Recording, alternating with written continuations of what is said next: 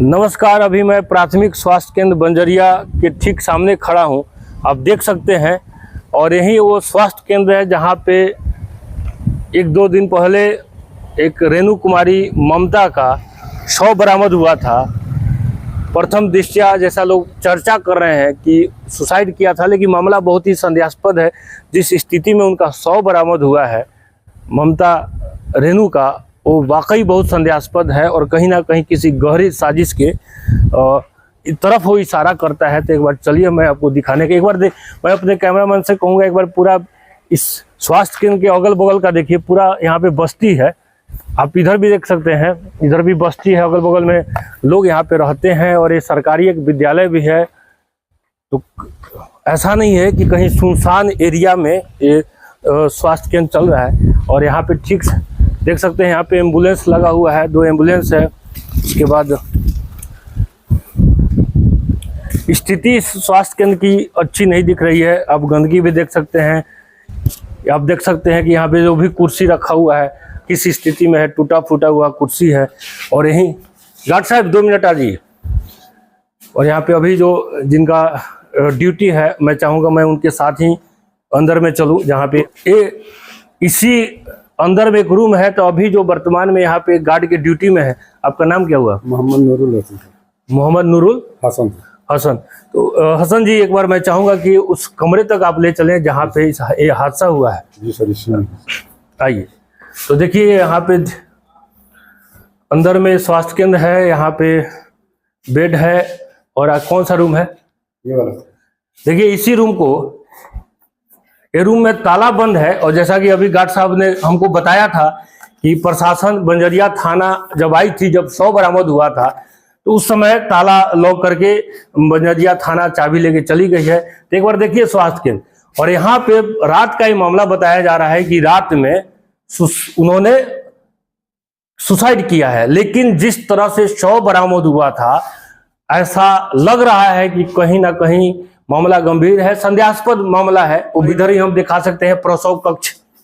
ये प्रसव कक्ष है। इसी में महिलाओं का, जो भी गर्भवती महिलाएं होती हैं, बताया जा रहा है इस पीएचसी बंजरिया में सिर्फ 3 डॉक्टर हैं।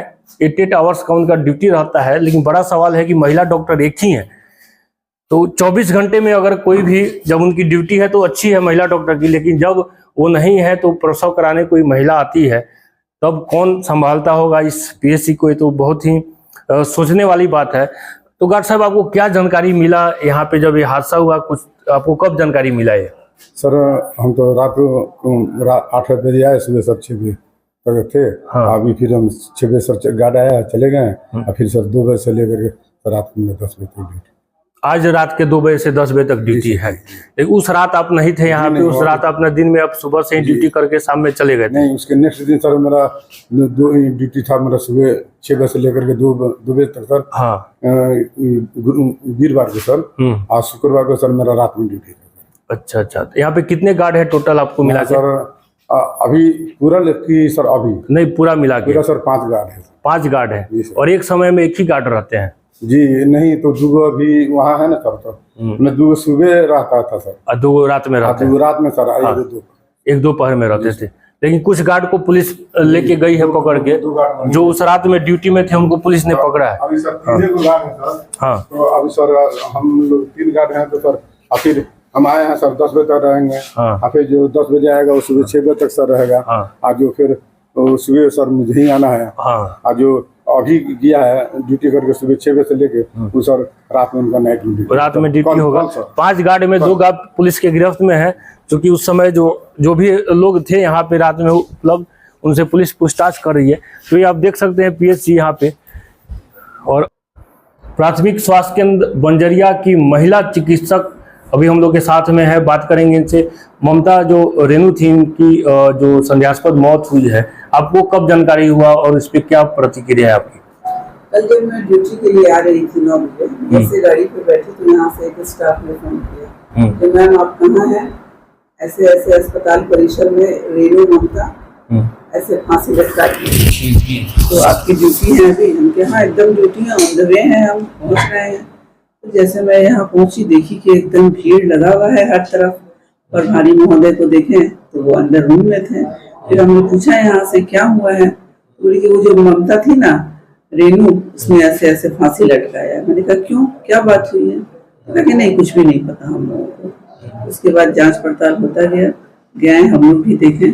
देखने के बाद लगा कि मन में तरह तरह के सवाल, दुख का एक माहौल सा हो गया था इस परिसर में, क्योंकि वो एक परिवार के सदस्य जैसी थी इस अस्पताल के। तो करते करते 10 से 11, 12, 1 बजते चले गए। प्रशासन आ रहे हैं, नेता आ रहे हैं, सवाल का जवाब नहीं मिल रहा है। आखिर क्यों, आखिर क्यों?